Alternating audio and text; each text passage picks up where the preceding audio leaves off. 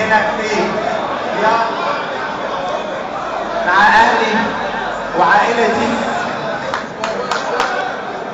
أحيي كل واحد منكم وأسأل الله أن يوفقنا جميعا لما فيه خير بلدنا.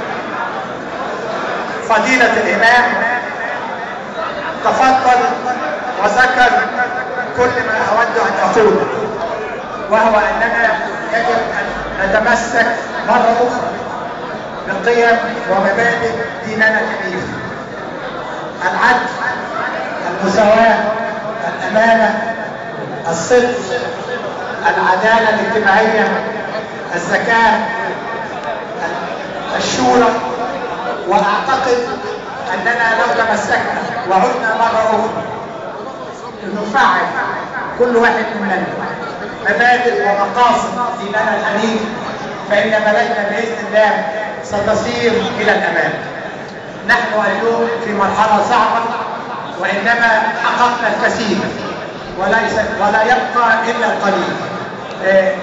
وأعتقد وأنا متفائل إننا جميعا سنحقق ما قمنا من أجل في يناير الماضي.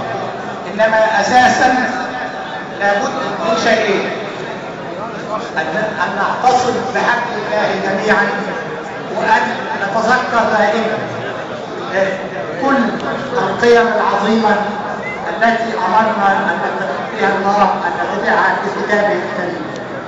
أسأل الله أن يوفقنا جميعا وأن نكون دائما كالبنيان المرصوص من أجل بلدنا ومن أجل أهلنا.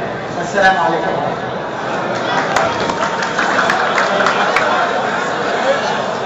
اخوانا لو سمحتوا حرمة المسجد، اخوانا حرمة المسجد لو سمحتوا. لن اقول اكثر من هذا. وفقنا الله جميعا الى ما يحبه ويرضاه.